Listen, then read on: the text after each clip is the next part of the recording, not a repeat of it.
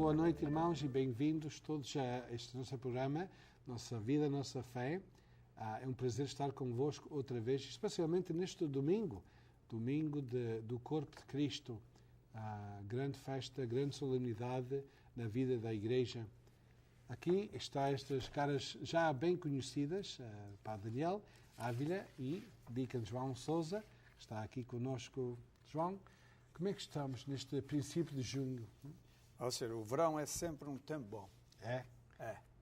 Agora já não é tanto como era. Quando eu trabalhava, havia as férias de verão. Na escola. É. Era muito, muito bom. Agora... Um dia é como o outro. Um dia é como o outro. Agora mas sempre se vai à costa de vez em quando. Isso chama-nos, não, para ir à praia, não é? Sobretudo nós que nascemos perto do mar. Somos como as tartarugas. A minha mãe, quando nós éramos crianças, a gente todos os dias queria ir nadar e ela não queria que a gente fosse todos os dias. E éramos muitos. E ela dizia, estes rapazes são como as tartarugas. A gente assim que os solta, os correm logo para o mar. Agora uma tortuga a correr, não, mas eles vão para lá, eles marcham nessa direção. Mas a gente também morava pertinho da água. A gente não, era pertinho, era uns 100 metros ou pouco mais. Eu não nasci lá, mas eu sinto-me sempre esse desejo. Quando é possível, também gosto de pôr-me em marcha para o mar, não é? Só não podemos fazer isto porque temos aqui no nosso vale, não há um mar assim pertinho. Não é tanto longe, mas não é como era lá nas nossas ilhas, não? Sim. Bem, estamos nesta festa do Corpus Christi, Corpo de Deus, e também somos nas festas já do Espírito Santo, várias festas em que são hoje é realizadas. Tulare e Riverdale. Pior é que a gente diz isto já à noite. Já é muito tarde para irem agora lá no instante comer sopas. É melhor dizer a semana que vem, não é? E isto é o fim. Isto é o fim das sopas aqui no Vale. Eu penso, já? Apenas começamos. Apenas começou, mas é muitas de uma vez. Se eu lembro-se, domingo passado eram 7. Agora hoje é 2 e domingo que vem tem, mas não é aqui. Não é aqui pertinho. Não é aqui no Vale, não. O Agastino ainda é em julho. Em julho. Monterrey. E no dia 21 de junho tem a festa de São João em Hanford. That's right. Em 2 semanas já. Yeah. Ainda há festas, vocês não chegam. É o verão inteiro. Há muita festa. Esta festa, dizemos, não é festa de sopas, é uma festa de um manjar muito mais importante, que é o corpo e sangue de Cristo. O alimento espiritual, o que nós precisamos para a nossa alma. Nesta festa, a Igreja celebra esta realidade. E uma festa que foi proposta para que a Igreja desse testemunho público da sua fé na Santa Eucaristia. Quando foi decidido formar esta festa depois da Reforma Protestante, Reforma, foi uma resposta, não, que para aqueles que diziam que negavam que é só um símbolo, é só uma coisa que represente Cristo. A Igreja respondeu, não, o corpo e sangue de Cristo presente, corpo, sangue, espiritualidade, alma, divindade, que está completamente presente no pão e no vinho. O Cristo verdadeiro está presente e faz-se presente para nós nessa Eucaristia. E a Igreja queria publicamente proclamar essa verdade. Cresceu então estas ideias de adoração do Santíssimo, expor o Santíssimo depois da missa ou a parte da missa para a adoração, procissões com o Senhor exposto no sacrário. Estas devoções, 40 horas, não sei se chamavam-se 40 hours aqui, mas 40 horas de devoção, estas coisas todas foram resposta àqueles que diziam, isso é um símbolo, é uma recordação do dia da última ceia. E nós dizemos, não, sim, lembramos, mas misteriosamente e poderosamente é um momento em que Jesus não só nos leva a lembrar, mas faz-se presente para nós. Mas hoje em dia já não existe tanto esse costume de fazer a procissão do Corpo de Deus. Não é tanto comum como era, infelizmente. O que tem crescido um coisinha mais é a adoração do Santíssimo. Sim. Muitas igrejas, até igrejas aqui no Val, da nossa diocese, que têm posto capelas de adoração do Santíssimo 24 horas, perpétuo, a adoração perpétua. Isto tem crescido um coisinha mais. O povo, também as práticas vão também à necessidade do povo, não? Nessa época do século XVI era uma coisa precisa, não? Uma expressão que o povo precisava. Posso dizer que em nossos tempos não é tanto. O que é preciso é um lugar onde neste mundo louco, neste mundo muito animado, um lugar para onde as pessoas podem ir e calmamente estar na presença de Deus, recolhição ou para concentrar-se, estarem recolhidos, uma coisinha, não contemplar, de uma maneira de contemplar e muitas vezes com o barulho da nossa vida a pessoa não pode contemplar. Eu penso que isso é um dos elementos muito importantes no desenvolvimento da nossa espiritualidade. E penso que qualquer católico que queira crescer em santidade que tem que se abeirar com regularidade do Santíssimo, na comunhão mais frequente possível, mas também visitar Jesus no Santíssimo Sacramento. O Senhor começou isso em Hanford, em Santa Brígida, a adoração perpétua, praticamente, e isso foi no ano 2000, no dia 1 de janeiro do ano 2000. E a minha mulher e eu, logo nessa primeira semana, assumimos o compromisso de fazer 1 hora às quintas-feiras, das 10 às 11 da noite. Portanto, já este ano é o ano 16. É 16, não? 15, mais? 15 anos. Não, 15 era... Não, já começou o primeiro ano, o ano 2000 já foi 1 ano. 2001 já era o 2. Ok. Já 16 anos. O 2015 é 16 anos, já vai no ano 16 que a gente faz isso com regularidade. E eu posso atestar o bem que isso nos tem feito, a nós os dois.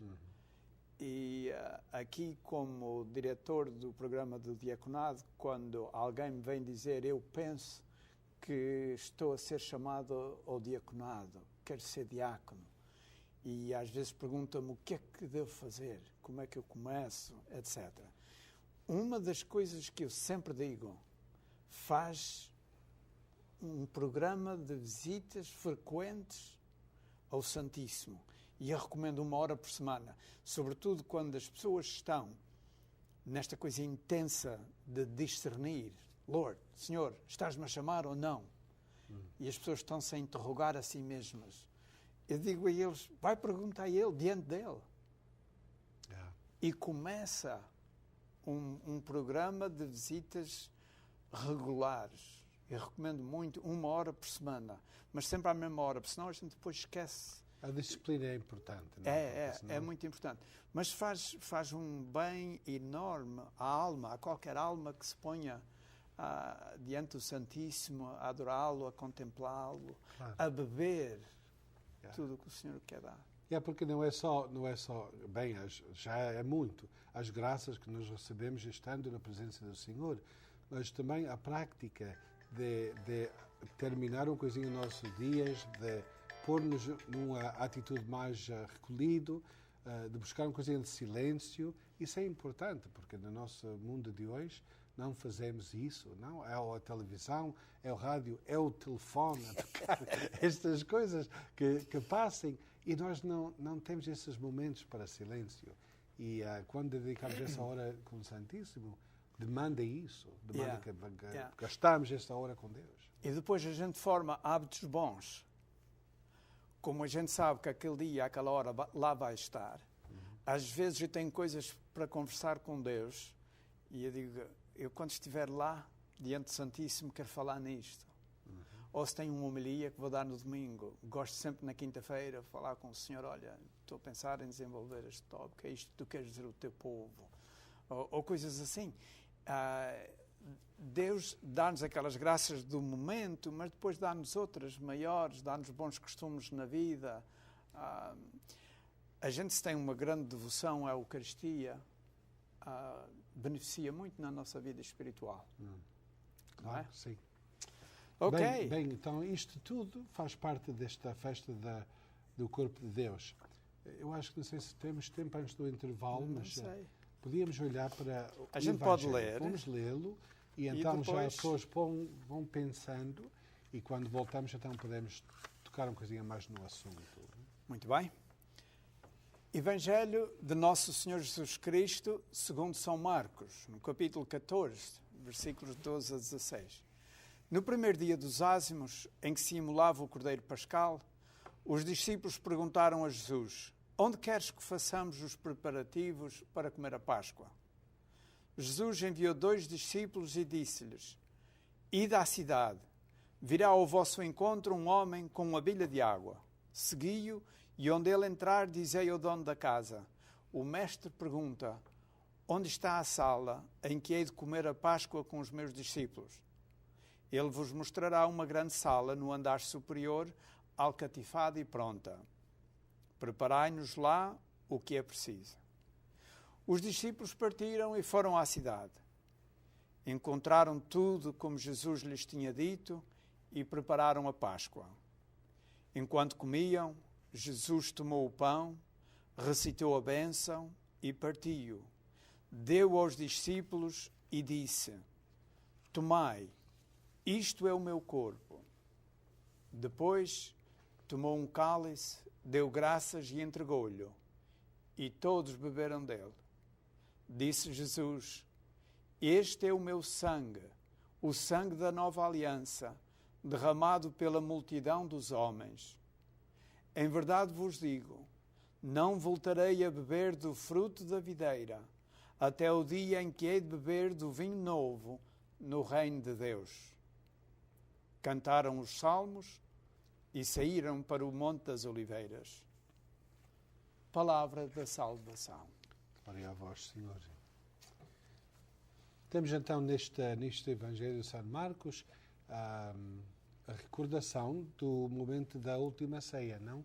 Em que Jesus prepara um lugar para cear com os seus discípulos, mas uma ceia que ia os marcar para sempre e que ia formar, podemos dizer, uma das fundações, um dos cimentos da nossa vida espiritual como católicos, a participação no partir do pão, como era a expressão que se usava na Igreja Nascente, nos primeiros dias da Igreja, chamavam, não era missa, não iam à missa, eles iam à fracção do pão, a partir o pão. E isto explicava para eles o que significava esse momento, que o pão, como é partido, faz recordar, nos lembra do corpo de Jesus que é partido na cruz para a nossa salvação. Só esta participação nesta fracção é muito importante. E isto então dá-nos também o material para a celebração desta festa do corpo de Cristo. Mas vamos deixar que vocês pensem uma coisinha nas palavras do Senhor e quando voltamos, então vamos dar um mergulho para ver o que é que vamos encontrar nesta palavra de Deus. Só 60 segundos de intervalo, vocês não vão muito longe e nós vamos ficar aqui à vossa espera. KNXT TV is proud to say thank you to all its viewers who have given their support for over 25 years. And only through your support is KNXT able to provide spiritual and informative programming. Please remember KNXT in your long-term support through wills, bequests, trust, and plan giving. Your gift is important to the future of Catholic television. Help preserve the strength of KNXT's message based on the teachings of Christ. Keep KNXT in your future plans. Olha, como somos homens de nossa palavra, aqui estamos, como tínhamos prometido. Tínhamos lido antes do intervalo o Evangelho de São Marcos, em que Jesus dá o seu corpo e o seu sangue e dá essas palavras que significam o que nós celebramos. Eu acho que há pessoas que podem não queixar, mas podem levantar uma objeção, não? que isto significa só um símbolo, isto é só uma recordação. A Eucaristia, a comunhão, é uma coisa que os homens usem para que sintam-se mais perto de Deus. Mas quando ouvimos as palavras de Deus, e se tomamos a sério as palavras que Jesus fala, quando lemos essas palavras, tomai, isto é o meu corpo, que será entregue por vós. Depois tomou o cálice, deu graças, entregou-lhe, este é o meu sangue, o sangue da nova aliança, derramada pela multidão dos homens. Isto são palavras concretas, não? Não há nada de simbólico aqui. Não me parece, não, mas há pessoas e ainda que por dizem... cima ele diz que eles façam isso em sua memória. E outra coisa que ele diz aqui, Jesus diz, este é o meu sangue, o sangue da nova aliança. Então ele sabia que estava a renovar a aliança do Antigo Testamento, mas esta era nova e eterna. Eu, há 3 anos, fui a Nova Iorque a uma reunião de diretores de diácono e uma das pessoas que nos falou foi o Scott Hahn. E o assunto era sobre a Eucaristia. E ele falou de uma maneira sobre a Eucaristia que não é fácil ouvir assim daquela maneira. E ele explicou, ele disse, a gente só compreende o que acontece na Sexta-feira Santa se a gente compreende o que é que acontece na Quinta e liga os dois. O sacrifício foi na Sexta, a instituição da Eucaristia foi na Quinta. Ele diz, se a gente não liga uma coisa à outra, então a Sexta-feira não é mais do que a morte violenta de alguém. Sim, e a Quinta-feira só uma ceia entre amigos, não? Sim. Mas quando se põe as duas coisas lado a lado e vemos o que é que Jesus está dizendo, eu sempre dizia isso também às pessoas que vão ao RCIA, as pessoas que estão convertendo-se ao católico, que eu acho que os apóstolos estavam um bocadinho pasmados, não? Quando estavam lá na quinta-feira, que estavam sentados ou deitados aí à roda dessa mesa. E não entenderam. Não entenderam nada. Não entenderam. Como é que podiam compreender que eles sabiam o ritual? O ritual era a Páscoa, não? A Páscoa era a recordação do momento em que Deus livra o seu povo de Egito, não? Eles sabiam isso. Mas quando Jesus começa a añadir mais uma coisinha por outras palavras, então isso é uma confusão para eles, eu acho. Claro, eles estavam acostumados a esta refeição anual, a celebrar a Páscoa dos judeus do Antigo Testamento, a saída do Egito e vir para a liberdade da Terra Santa. Eles estavam acostumados a isso. E foi o que Scott Hahn disse, isto apenas torna-se uma refeição ritual, sem as implicações que Jesus lhe quis dar. Não é? Mas quando Jesus disse, isto é o meu corpo, isto é o meu sangue, eu acho que eles ficaram coisinha em sombras, não? Os seus pensamentos. Mas, então, eu acho que eles deviam ter lembrado isso no dia seguinte, porque, aunque todos correram, todos fugiram, não? Mas eu acho que eles estavam vendo de alguma janela alguma coisa que estava a passar, não? Eles esconderam-se, mas estavam atentos de alguma maneira. E quando viram Jesus ponderado na cruz e suas mãos, os seus pés pegados com cravados, não? Que deve ter trazido à sua memória essas palavras. Isto é o meu corpo entregue por vós. Isto é o meu sangue derramado para vós. Então disseram, então é isso que ele falava. Eu penso que a gente nota nisto a falta da presença do Espírito Santo. Quando se trata de mistérios divinos, humanamente nós não somos capazes de apanhar nada. A gente olha e não vê, a gente ouve e não entende. E os apóstolos, embora estivessem presentes no desenrolar dos maiores mistérios da nossa salvação, a mente deles não captava a realidade dos mistérios que estavam a desenrolar. Foi preciso, depois da vinda do Espírito Santo, eles olharem para trás e transportarem-se àquele momento da Quinta-feira Santa e da Sexta-feira Santa e do sábado da Aleluia e tudo mais, para começarem a compreender, a meter dente. E isso leva-nos também a esta coisa de que a gente tem que ter muito cuidado no desenvolvimento da nossa espiritualidade, de termos uma grande devoção ao Espírito Santo. Se nós formos conduzidos pelo Espírito, a gente em pouco tempo vê muita coisa, porque é o Espírito que está a conduzir. Se a gente está por nós, e humanamente falando, quer a presença deles, eles estavam vendo isto com olhos humanos e não apanharam. Por isso, e não só eles, nós também. Por isso a Igreja nos ajuda a pôr a coisa no contexto próprio, não? Uma das regras na formação de uma igreja, de pôr as coisas em ordem para uma igreja, é que sempre perto do altar, ou no altar, ou num lugar perto do altar, tem que haver um crucifixo, não? Tem que haver um para a celebração da missa. E muitas vezes o que nós encontramos está um ponderado ou um perto, que seja para o povo ver, para nós fazer a ligação. Que o que está a passar no altar é ligado ao que passou na cruz. E nós não esquecermos dessa verdade, que estamos celebrando o corpo e sangue de Cristo que foi dado no Calvário para salvar-nos e que agora vamos receber sacramentalmente através do Espírito Santo. Para o sacerdote também convém ter um crucifixo no altar, para que ele também, que está consciente, antigamente, quando ele virava a cara para o altar e as costas para o povo, estávamos todos a ver o crucifixo lá ponderado no muro, não? Ou em algum frontal aí. Mas hoje em dia, como as coisas estão viradas, não?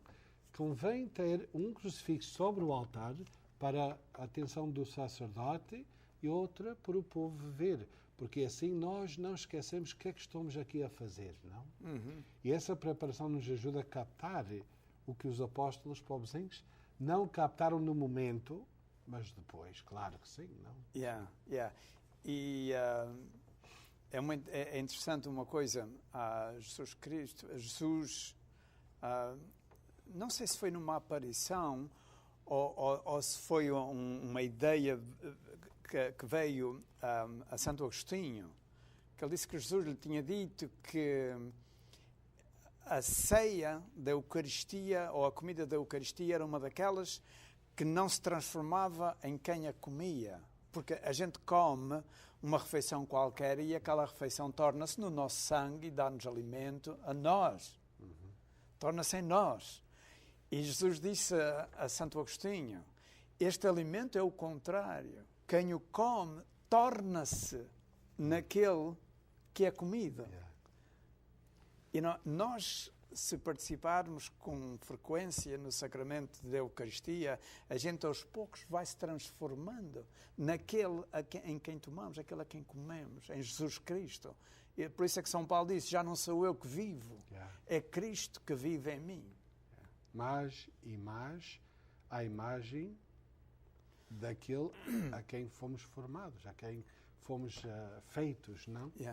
Por isso a preparação, isto vai sair um coisinho do caminho, mas ainda está no mesmo viagem, não? Que a preparação para a Santa Eucaristia é muito importante, que quando nós vemos a missa, que não podemos vir só à carreira, não podemos, chegamos à última da hora, sentamos aí atrás, vemos se estamos a botar sentido ou não, vamos fazer nossas oraçõezinhas e ver o que é que há de novo e vamos. Nem para o povo, nem para o padre, ou o diácono, porque muitas vezes pode ser essa tentação, vamos à missa, ou isto é outra missa, não? Temos que vir com essa preparação espiritual, estou disposto a ouvir o que Deus me vai dizer, levo consciente o que é que está passando dentro de mim, da minha vida, da minha família, meu estado neste momento, a que é que eu vou, porque é que eu vou, o que é que eu vou ver, o que é que eu vou experimentar, o que é que significa a Eucaristia, quais serão as palavras que eu vou ouvir na Santa Leitura. Cada um leva da missa o size do balde que leva para dentro. O que inverte. Se ele leva um baldinho pequenino, ele leva pouco para fora.